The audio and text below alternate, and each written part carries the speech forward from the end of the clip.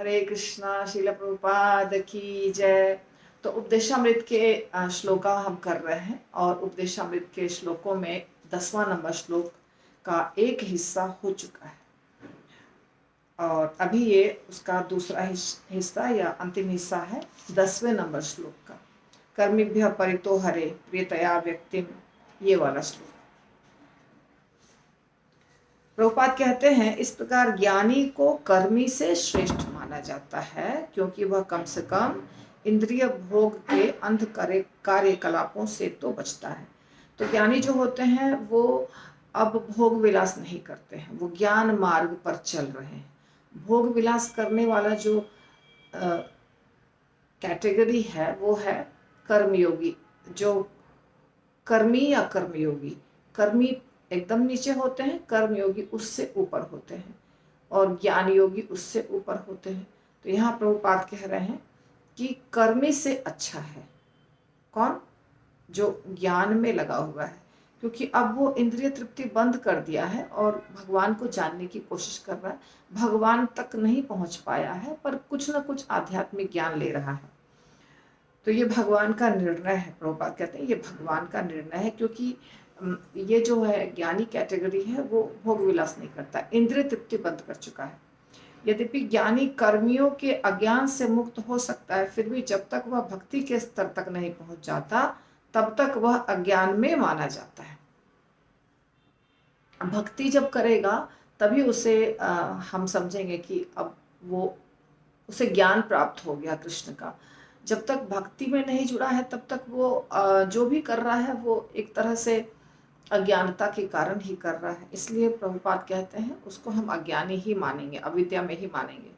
भले ही कोई ज्ञानी मान लिया जाए किंतु उसका ज्ञान अशुद्ध माना जाता है क्योंकि उसे भक्ति का पता नहीं रहता और इस तरह भगवान के चरण कमलों की प्रत्यक्ष सेवा की उपेक्षा करता है।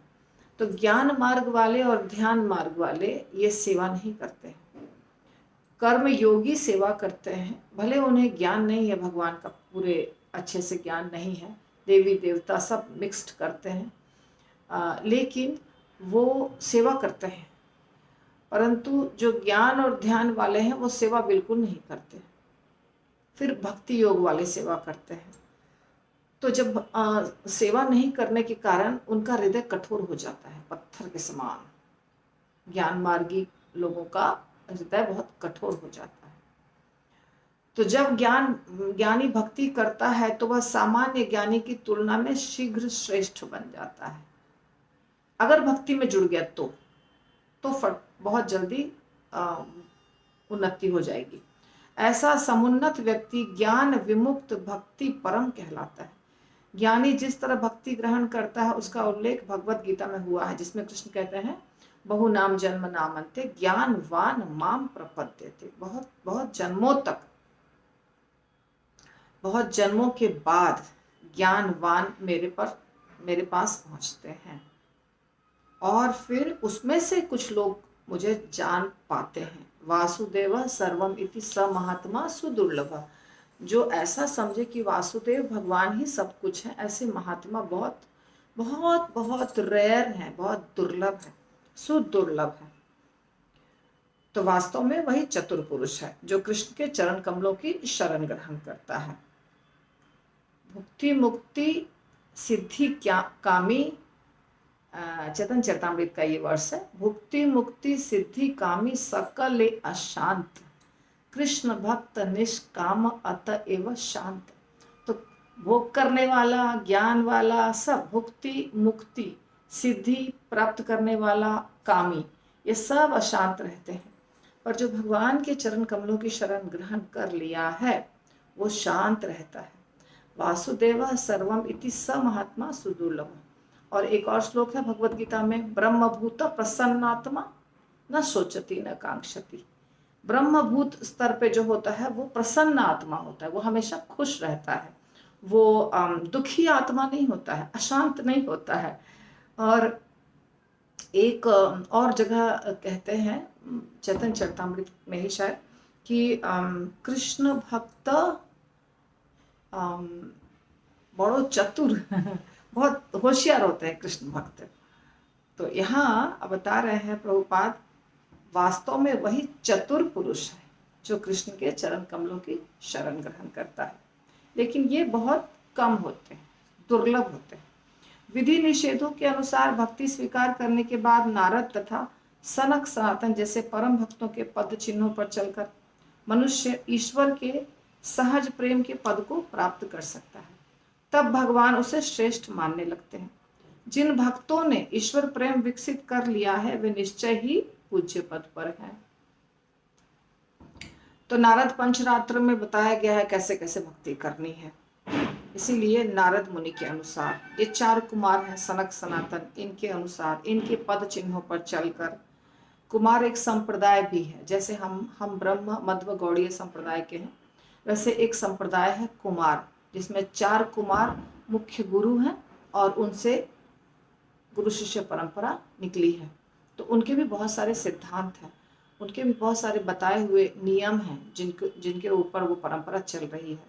तो इनके ऊपर चल करके मनुष्य को कृष्ण प्रेम प्राप्त होता है। ये सब जो परंपरा है, शिव जी से चलने वाला, कुमारों से चलने वाला, ब्रह्मा जी से चलने वाला और लक्ष्मी जी से चलने वाला, ये सब संप्रदाय बोनाफाइड है। इसमें आप अगर भक्ति करते हैं तो भगवान तक पहुंचेंगे। ये सब भक्ति मार्ग है, इसमें कोई ज्ञान और कर्म वाला मार्ग नहीं है, ये भक्ति मार्ग है। समस्त भक्तों में गोपियां श्रेष्ठ मानी जाती हैं, क्योंकि वे कृष्ण को तुष्ट करने के अतिरिक्त कुछ नहीं जानती, न ही वे कृष्ण से बदले में कुछ आशा करती हैं। निस्संदेह कभी कभी कृष्ण ही उनसे अपने को विलग करके उन्हें अतीव कष्ट प्रदान करते, फिर भी वे कृष्ण को भूल नहीं सकती। जब कृष्ण वृंदावन से मथुरा चले गए तो गोपियां अत्यधिक निराश हो गईं और उन्होंने अपना शेष जीवन कृष्ण के वियोग में रो रो कर बिता दिया। तो गोपियां तो सर्वश्रेष्ठ भक्त हैं। गोपी भरतूर पद कमलयो दास दास अनुदास, चैतन्य महाप्रभु ने कहा है कि गोपियों के रास्ते पे जो चलने वाले हैं, गोपी भरतूर यानी भगवान कृष्ण, तो गोपी भरतूर पद कमलयो दास दास अनुदास। तो भगवान के जो सेवक होते हैं, चाहे वो गोपियां हों या उनके नीचे नीचे नीचे, वो हमको बनने की कोशिश करनी है। तो गोपियां क्या है, किस स्तर पे है? सर्वश्रेष्ठ स्तर पे है, सबसे ऊंची भक्त हैं गोपियां, क्योंकि उन्हें अपनी चिंता नहीं थी, उन्हें सिर्फ भगवान को खुश करने की चिंता थी। इसका अर्थ हुआ कि एक तरह से वे वास्तव में कृष्ण से विलग नहीं हुई। वो रोती थी जब भगवान चले गए थे, वो रो रो करके अपना पूरा जीवन बिताए उनके याद में, भगवान के याद में। रोज सवेरे उठ के देखती थी भगवान आए तो नहीं, फिर शाम दिन भर शाम तक देखती थी कृष्ण आए तो नहीं, कृष्ण आए तो नहीं, क्योंकि कृष्ण बोला था कि मैं आऊंगा। तो इंतजार में उन्होंने पूरा दिन बिताया और इसलिए वो आत्मा उन्होंने अपने शरीर को नहीं त्यागा, क्योंकि कृष्ण को बुरा लगेगा, ऐसा आचार्य बताते हैं। कृष्ण को बुरा लगेगा, उन्होंने कहा था इंतजार करें तो हम उनका इंतजार करेंगे, इसलिए तकलीफ भी अगर हो रही है उनके विरह में, तभी भी हमको जीना तो है। तो ये था उनका प्रेम। तो इसलिए प्रभुपाद कह रहे हैं कि इसका तात्पर्य हुआ कि कृष्ण से कभी विलग हुई ही नहीं, क्योंकि उनके हृदय में हमेशा कृष्ण विराजमान थे, हर समय कृष्ण के बारे में सोचते रहती थी। कृष्ण का चिंतन करने तथा उनके संग रहने में कोई अंतर नहीं है। प्रत्युत विप्रलंभ सेवा जो वियोग में कृष्ण का चिंतन है, और जैसा कि चैतन्य महाप्रभु ने कर दिखाया, कृष्ण की प्रत्यक्ष सेवा करने से श्रेष्ठतर है। हाँ, दो प्रकार का होता है ना रस, एक होता है, इसमें एक होता है विप्रलंभ भाव।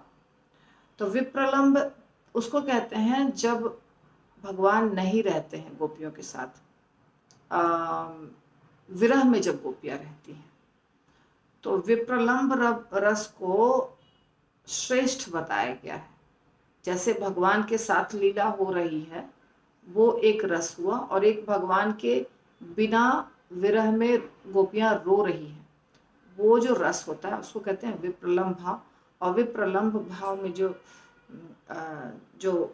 भाव होता है, वो उसमें जो चिंतन होता है कृष्ण का, वो उससे बेटर है, किससे? जब भगवान सामने रहते हैं। और चैतन्य महाप्रभु ने दिखाया है करके। राधा रानी के भाव में थे, इसलिए उनको हमेशा विप्रलंब रस का भाव होता था। बेहोश हो जाते थे, गिर जाते थे। जगन्नाथ भगवान के विग्रह को देख करके वहां बेहोश हो गए। चटक पर्वत को देखा तो उनको गले पकड़ के रो रहे हैं। चैतन्य महाप्रभु कभी कभी रात को उठ करके समुद्र की तरफ भाग जाते थे, बेहोश हो जाते थे। एक बार एक मछुआरे ने पकड़ लिया था, मछली के जाल में फंस गए थे महाप्रभु। तो महाप्रभु जब उस भाव में जाते थे ना, राधा रानी के भाव में, तो उनको होश नहीं रहता था। उनका शरीर लंबा हो जाता था, जितना उनका साइज है उससे ज्यादा लंबा शरीर, बहुत बड़ा हो जाता था। जब वो अपने भाव में आते थे, बहिर्मुखी होते थे, तब नॉर्मल रहते थे। जैसे अंतर्मुखी होते थे, सिचुएशन बिल्कुल आउट ऑफ कंट्रोल, कोई भक्त उनको संभाल नहीं सकता था। तो पछाड़ खा खा करके गिरते थे, रोते थे, बिलखते थे, क्योंकि कृष्ण की याद आती थी। राधा रानी के भाव में थे ना, तो कृष्ण की याद आती थी। विरह, कृष्ण थे नहीं बगल में। तो ऐसा था भाव चैतन्य महाप्रभु का। तो ये भाव होता है राधा रानी का, ये भाव होता है गोपियों का। तो इस प्रकार जितने सारे भक्तों ने कृष्ण के लिए अनन्य भक्ति प्रेम, अन्य भिरिणी भक्ति विकसित कर लिया है, उसमें गोपियां श्रेष्ठ हैं। और इन पूज्य गोपियों में श्रीमती राधा रानी सर्वोच्च है। राधा रानी की भक्ति की समता कोई नहीं कर सकता। यहाँ तक कि कृष्ण भी श्रीमती राधा रानी के भाव को नहीं समझ सकते, नहीं समझ पाते। अतएव उनका भाव ग्रहण करके चैतन्य महाप्रभु के रूप में प्रकट हुए, जिससे उनके दिव्य भावों को समझ पाए। इस प्रकार श्री रूप गोस्वामी क्रमशः यह निष्कर्ष निकालते हैं कि श्रीमती राधा रानी कृष्ण की सर्वश्रेष्ठ भक्ता है और उनका कुंड राधा कुंड सर्वाधिक पूजनीय है। इसकी पुष्टि लघु भागवतामृत में होती है। तो राधा कुंड भगवान को सबसे ज्यादा प्रिय है, क्योंकि राधा रानी भगवान को सबसे ज्यादा प्रिय है। तो यहाँ बताया जा रहा है कि बताया गया है सबसे ज्यादा प्रिय क्या है मथुरा, उससे ज्यादा प्रिय क्या है गोवर्धन, उससे ज्यादा प्रिय क्या है राधा कुंड। तो ऐसे यथा राधा प्रिया विष्णु तस्या कुंडम प्रियम, तथा सर्व गोपीषु सैवैका विष्णु अत्यंत वल्लभा।